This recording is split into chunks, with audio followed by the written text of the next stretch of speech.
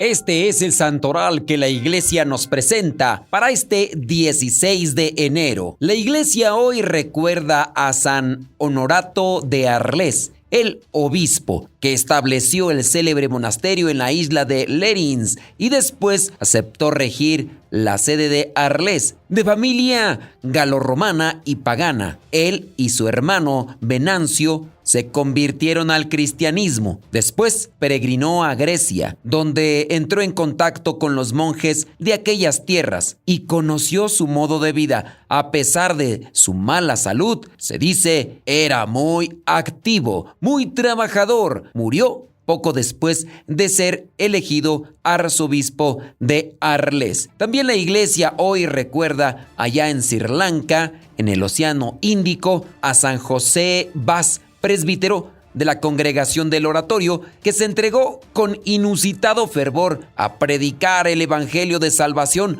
a los católicos diseminados por aquellas tierras, confirmando en la fe a los que permanecían escondidos. El padre José Bas nació en Benaulim, India, en aquel entonces Goa, colonia portuguesa, el 21 de abril del año 1651, de padres cristianos, aunque descendientes de brahmanes. Después de realizar sus estudios humanísticos y literarios en la ciudad de la vieja Goa, se ordenó sacerdote en el año 1676. Fue comisionado como vicario apostólico de la región de Canará en el año 1681, aunque en su corazón estaba el deseo de partir a la isla de Ceilán, donde los católicos carecían de sacerdotes desde la colonización holandesa y la introducción del protestantismo calvinista. Con 31 años de edad, el padre José Bas inició una pequeña comunidad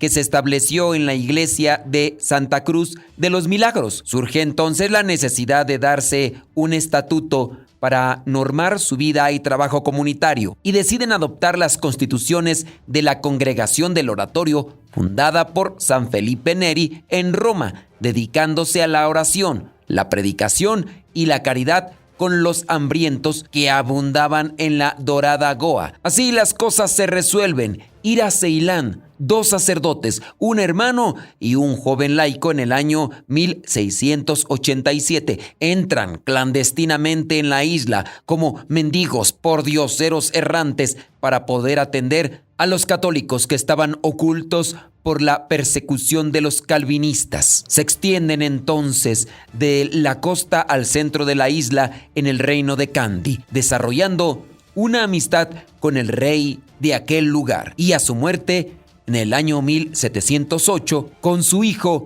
ambos budistas, pero bien dispuestos con los misioneros católicos, el padre José y sus compañeros visitaban a los enfermos, a los cristianos en la cárcel, reanimando la fe de los católicos, hasta el día de su muerte, el 16 de enero del año 1711. En Sri Lanka será recordado por sus habitantes como Maha Swami, que significa Gran Padre, y por su congregación del Oratorio de Goa, reconocida por las autoridades eclesiásticas de la India, Portugal y Roma, manteniendo su espíritu hasta la supresión de las órdenes religiosas por las autoridades de Portugal en el año 1835. La iglesia también recuerda allá en Marruecos a los santos mártires Berardo, Otón y Pedro, presbíteros, también a Curcio y Ayuto, religiosos, todos de la orden de los hermanos menores, los cuales, enviados por San Francisco para anunciar el evangelio a los musulmanes,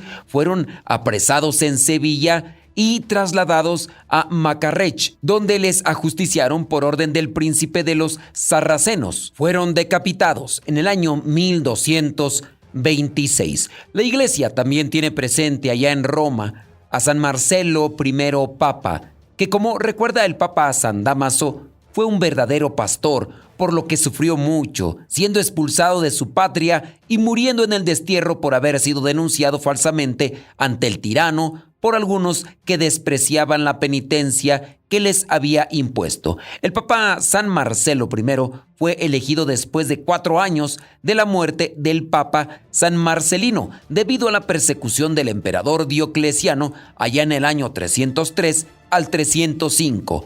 Le tocó hacerle frente a la crisis dejada entre los cristianos por dicha persecución y, por miedo al martirio, habían apostatado de su fe o simplemente abandonado las prácticas religiosas, pero ahora querían regresar a la iglesia. Decretó que aquellos que deseaban volver a la iglesia tenían que hacer penitencia por haber renegado de la fe durante la persecución. Durante su pontificado se dedicó a volver a edificar los templos destruidos en la persecución. Dividió Roma en 25 sectores con un presbítero o párroco al frente de cada uno de ellos. Su carácter enérgico, aunque moderado, llevó a que ordenase que ningún concilio se pudiese celebrar sin su autorización explícita.